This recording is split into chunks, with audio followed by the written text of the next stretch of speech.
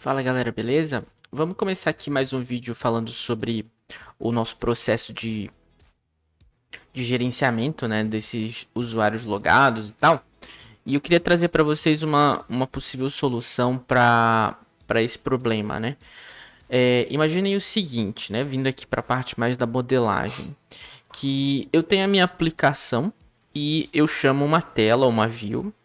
A partir dessa tela, eu lanço, né, um evento, né, eu clico ali no método que vai acionar esse comportamento de realizar login ou realizar um cadastro. E eu invoco, né, aqueles métodos do serviço, que nesse caso é o nosso Firebase Auth Service. Antes de eu continuar, eu queria trazer aqui uma correção que é relacionada a essa parte aqui, né?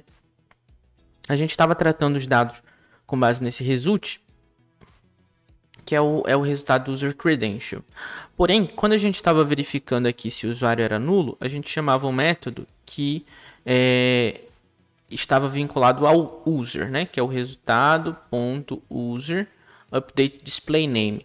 E quando a gente estava retornando, tanto que eu posso até comparar aqui, ó, no histórico, quando a gente estava retornando a gente estava retornando, ou nesse caso a gente estava retornando dessa forma aqui, ó, result.user.displayName. Porém, esse dado ainda não existia, porque a gente não está atualizando essa variável, a gente está atualizando o user lá do Firebase, que é esse user aqui, ó. Então, por esse motivo, a gente teria que tratar esse retorno aqui através do auth.currentUser display name, que é o que a gente pega justamente do Firebase, né? Que é esse usuário que está autenticado no momento, que chama current user, tá? Considerando que ele não vai ser nulo, né? Aí a gente avança para esse caso aqui. A gente pode também verificar se o current, acho que user, tá. A gente pode até verificar se o auth, né? auth.currentUser é diferente de nulo, uma vez que você realiza esse cadastro, ele recebe aqui um current user também já com esses valores, tá? Então tem essas formas aqui de validar. Apenas a correção que já está também lá mergeada já está no histórico de commits, tá bom? Continuando aqui o nosso caso, a gente faz a chamada do service, esse service retorna as credenciais para a gente e a gente retorna esses valores para o controller, né, que é através desse retorno aqui do método futuro. No controller, a gente teria que, de alguma maneira, guardar essas informações, né, do usuário para que a gente pudesse acessar elas a nível de aplicação. Seja os dados do nome do usuário, o dado do e-mail, ou algo nesse sentido, alguma propriedade específica que a gente quisesse guardar. Então, para evitar de ficar chamando toda hora ou criando objetos, né, do tipo auth em lugares que não fazem muito sentido, a gente joga num lugar só que ficaria responsável por esses armazenamentos de dados locais. Nesse caso, o Secure Storage, que é uma dependência, né? O Secure Storage é uma dependência que a gente tem à disposição aqui no PubDev, que realiza, né, esse tratamento de armazenamento de dados, né, locais. Tem alguns métodos simples aqui que a gente trata, são bem objetivos, né, que é você escrever uma informação e ele é semelhante ao Shared Preferences, a diferença é que ele é mais seguro, né, ele tem uma encriptação natural aqui dos sistemas operacionais que estão de acordo com o que ele oferece, né. Aí a gente guarda uma chave, a gente armazena, né, um valor baseado numa chave que a gente passar, e no nosso caso vai ser justamente a chave do usuário, né, vai ser a informação que é tipo ou do usuário atual ou do usuário que existe naquele momento, e aí a gente guarda a chave que seria o e-mail ou a senha ou o próprio objeto, né, transformado em uma string, porque ele aceita strings, né. Então a gente vai fazer isso aqui agora, né? Como que a gente pode fazer isso?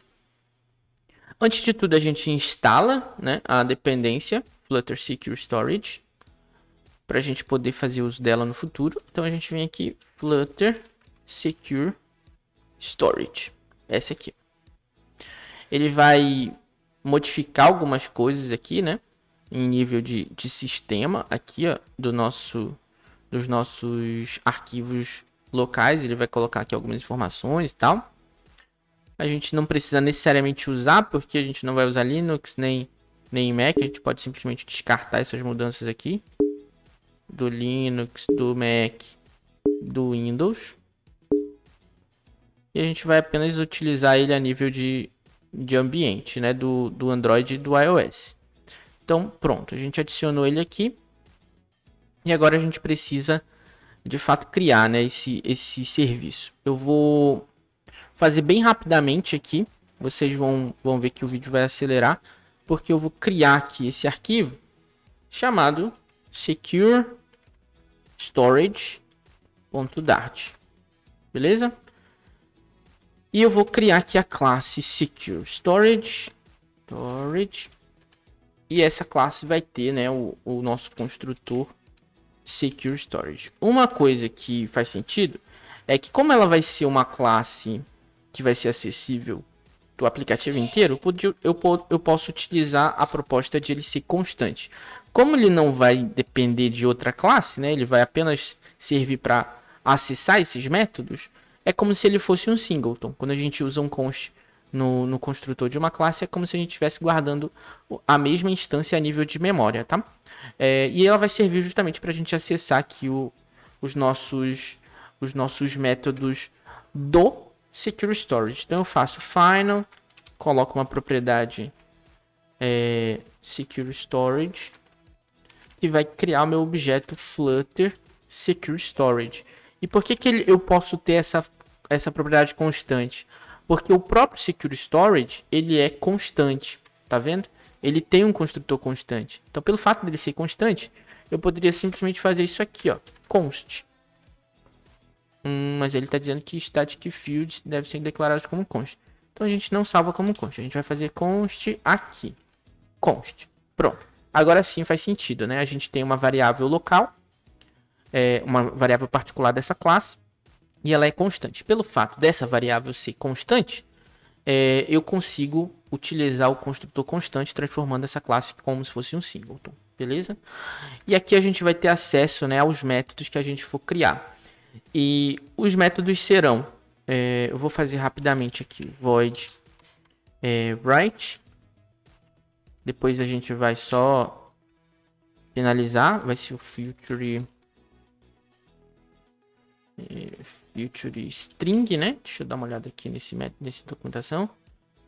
O write, ele tem a chave valor, o delete tem chave, o read tem chave, o value não tem parâmetro. E o delete all também não. Então a gente vai fazer exatamente a mesma lógica. A gente vai fazer o write. Deixa eu só ver como que vai ficar esse write. Vai ser o write. A gente vai ter um read one para ler uma propriedade, né? A gente vai pegar com base na chave. Então vai ser required string key.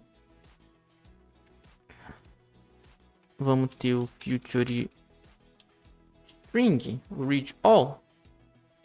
Read all, ele retorna um map string, né?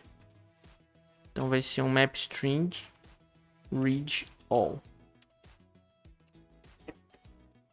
Um future void delete one, required string key. E a gente vai ter um future void delete all. Beleza? Acho que vão ser esses métodos aqui. Todos eles serão assíncronos. Vai faltar apenas o retorno.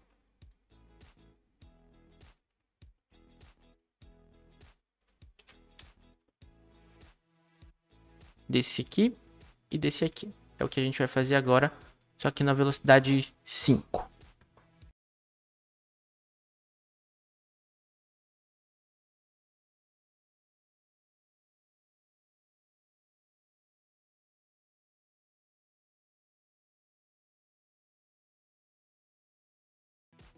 Pronto. Uma vez que a gente tem os métodos todos definidos, né? Write, read, read all, delete e delete all, a gente pode fazer uso deles na nossa aplicação, tá? E como que a gente vai utilizar eles agora? A gente pode utilizar eles em concordância com alguns processos. O primeiro deles vai ser relacionado a Splash, né? Porque concordam que é na Splash que eu vou precisar construir, né? Ou nesse caso, esse objeto para eu poder verificar se o usuário ele existe ou não. Então ele precisa estar lá nessa Splash, né? No momento atual, se eu vou até parar aqui porque ele vai dar um erro, né? Na hora de eu construir esse aplicativo. E vão ser erros relacionados à forma como o próprio Secure Storage está configurado, né? Ele está dizendo, olha, o plugin Flutter Secure Storage precisa da API 33 para rodar. E aí ele está dizendo, olha, como atualizar. E ele já mostra aqui como pode ser feita essa atualização, né? A gente precisa passar essa configuração compile SDK version aqui no build Gradle, né? Nesse arquivo build Gradle, que fica dentro da pasta Android /app build Gradle. No nosso caso, aqui, esse compiled version, né? Compile SDK version, é isso aqui, ó. Então eu tenho que atualizar para 33. Então vamos tentar novamente agora. Rodar o app. E pode ser que aconteça também outros erros. Então a gente tem sempre que se atentar aos erros que estão aparecendo no nosso console, tá? Para a gente não ficar perdido na hora. Primeiro caso é entender mais ou menos onde está o problema e tal. A gente vê aqui que ele está dizendo alguma coisa sobre API levels, né? Aqui está 16, ele está pedindo 18. E um pouco mais para baixo ele diz qual que é a exceção, onde é que está o problema. E logo mais embaixo, na maioria das vezes, ele indica a solução. Ó. Então, ó, uma forma de você resolver isso é acessando o app build.gradle na área Android, default config min SDK version. Então, a gente vai lá na área Android. Não tem aqui min, nem aqui default config. E ele está dizendo que é esse carinha aqui, ó. Min SDK version tem que ser 18. Beleza? Isso é um regramento, é um pré-requisito do próprio Flutter Secure Storage. Tudo bem? Uma vez que a gente tem isso, a gente confirma se está tudo certo com o nosso projeto. Então, existem essas questões também de compilação para a gente resolver, tá? E é comum isso acontecer, dependendo das dependências que a gente está utilizando. Nesse caso, a gente está usando o Flutter Secure Storage.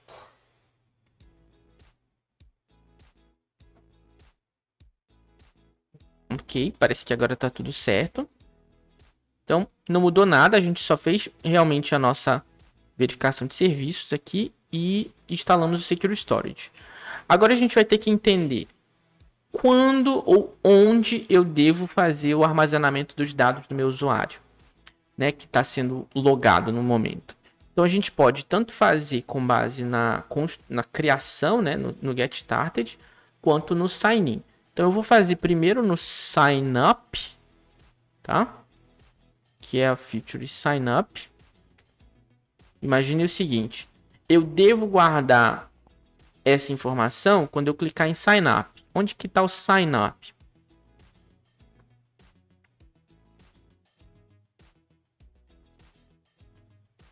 Significa dizer que ao realizar o... Cadê?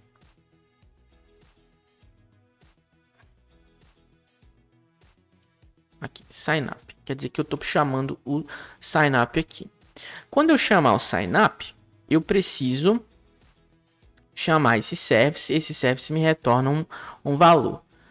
Agora, faz sentido eu chamar aqui, né? Eu tenho esse usuário, esse user model. Faz sentido eu chamar esse serviço do Secure Storage aqui? Acho que vai depender muito da forma como a gente está trabalhando, mas eu não vejo problema uma vez que ele pode ser armazenado aqui no controller, né? Então eu posso fazer um final Secure Storage recebe Secure Storage E aqui eu vou fazer justamente a verificação. O que eu vou fazer de verificação? Final user recebe. Ele vai me retornar aqui um user model, que é esse user model. E o que eu posso verificar? Se user.id for diferente de nulo, quer dizer que esse usuário existe, né? Então ele já vem com esse ID de lá. Eu posso simplesmente fazer um secure storage.write, certo? A chave ela vai ser current user, né? Uma questão de padrão aqui que eu vou deixar dessa forma, current user. E o valor deve ser uma string dos meus dados de usuário. Então o que a gente pode fazer? A gente pode escrever aqui a string e tudo mais, passar, ou a gente pode usar um método que geralmente é utilizado no contexto de models, que é o método toJSON, tá? Que é a stringificação do objeto. Então aquela extensão que a gente instalou no início lá do Dart Data Class Generator vai servir agora, que a gente vai clicar aqui na classe e gerar um JSON Serialization a partir desse objeto criado. Então, como agora a gente tem um método do user que chama toJSON, o que ele faz? Ele é um método que retorna uma string e que basicamente transforma um map em uma string através do JSON.encode. O toMap ele é um método que pega o objeto da classe e transforma e retorna em formato de mapa. Então é como se a gente pegasse o objeto Dart, transformasse em mapa, que seria um objeto JSON, e do JSON transformasse em string. Então é isso que a gente vai fazer aqui. User.toJSON. Ah tá, é porque a gente tem um value aqui nomeado, né? Então é isso que a gente vai fazer agora. Como ele é um método assíncrono, a gente coloca ele para esperar. E quando ele concluir, a gente chama justamente o sucesso aqui do signup state, tá? Então a gente vem aqui e faz o signup state. Acho que é isso. Caso dê algum problema, a gente pode fazer uma exceção aqui, ó. Else throw exception. E aí ele vai dar um caso de erro e ele vai ter um problema aqui no objeto, né? Então seria mais ou menos isso que a gente faria, uma vez que eu fizesse o signup. Vou clicar aqui no signup, vou fazer o Caio Oliveira, caio@email.com, outro usuário, né? ABC 1, 2, 3, 4, 5, 6 ABC. Antes de eu clicar em sign up, eu vou lá no Secure Storage e vejo se ele chama o método write e o que ele está passando no método write. Porque ele pode criar um usuário no database, mas ele eventualmente pode dar algum problema aqui no write, né? Então a gente clica aqui, ele salvou lá no Firebase, criou esse usuário e aqui agora ele está escrevendo. E o que ele está escrevendo? Ó? A chave current user e o valor do objeto, né? Que é um objeto stringificado. A gente não vai utilizar password agora, então ela vai ficar null. Quando a gente precisar utilizar password, a gente atualiza essa informação. Então ficaria mais ou menos assim, ó. Ok? Então ele já guarda esse usuário no Secure Storage. E ele navega para a tela home. Agora que a gente tem o sign up, a gente precisa verificar se esse usuário está logado ou não. Ou seja, uma vez que ele está logado, é porque eu tenho uma informação do write, seja através do método de sign-in ou de sign-up. O de sign-in a gente vai fazer depois. O de sign-up a gente vai fazer agora. Então a gente já concluiu o processo de sign-up, ele faz o login, guarda a informação no Secure Storage e avança para a próxima tela. Lá no... Uma vez que eu faço isso pela primeira vez, eu tenho que verificar na minha tela, na minha feature de Splash, se esse objeto existe. E aí o que eu posso fazer? Eu posso fazer um Secure Storage, recebe Secure Storage, const, pode ser const.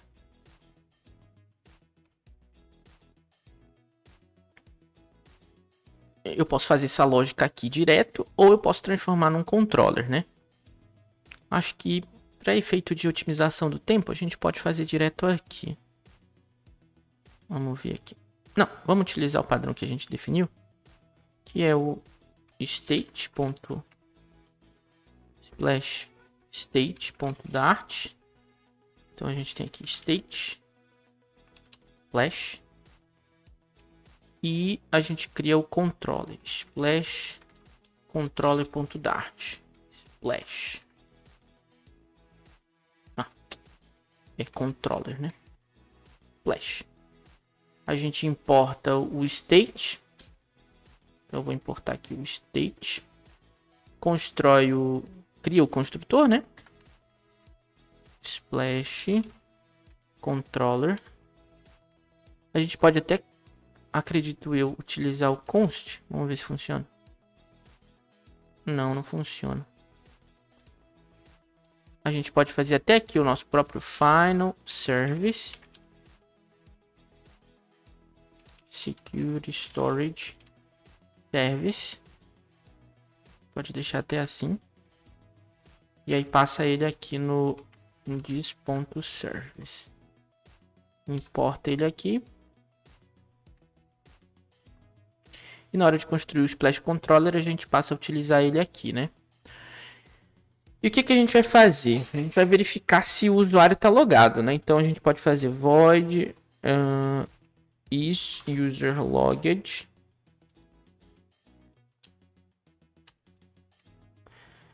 E vamos transformar ele num método assíncrono. Vamos fazer um final result recebe service.read read 1. E a gente vai ver qual é a chave que a gente vai ler, que é o current user. Certo? A gente pode fazer isso aqui. E aí ele vai verificar se existe um current user. Se esse result aqui, ó, if result is different than null. O que ele está dizendo aqui? Ah, tá. Temos que esperar, né? Await. If result is different than null, a gente vai fazer o change state para splash success.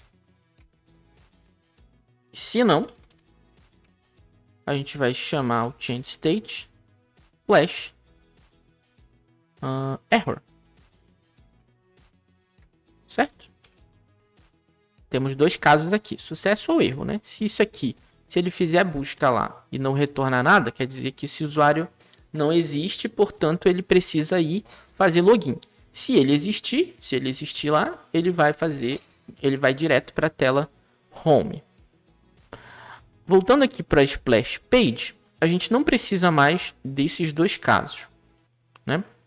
A gente vai apenas verificar aqui no init state, vai chamar esse método. A gente nem precisa desse carinha aqui agora também, porque isso vai estar atrelado ao controller, né?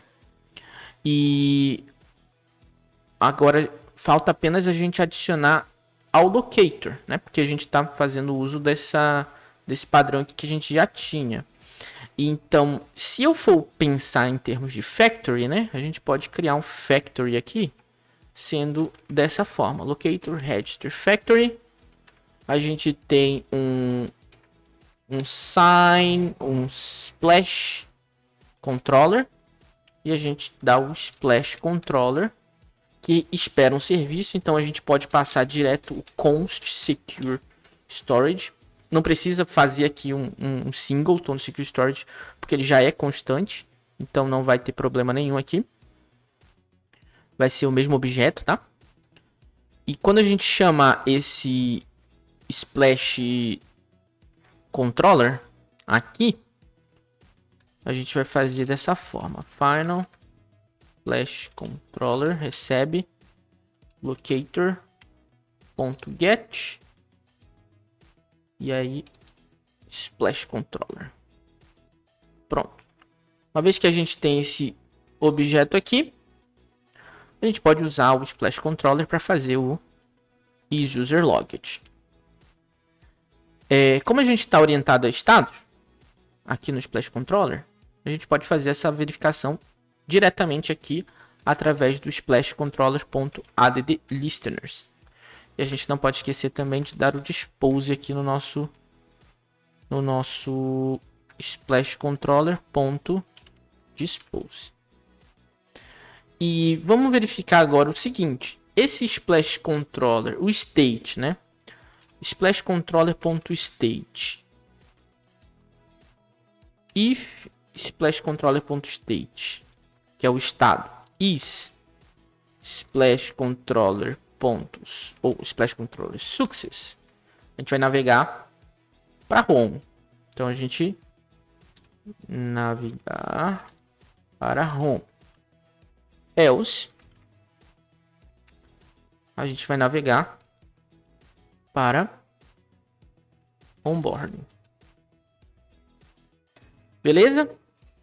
Com isso a gente meio que... Eu posso até fazer aqui um log para a gente só testar, né, essa lógica. Porque devido ao tempo a gente vai ter que avançar para o próximo vídeo, né? Log, tal.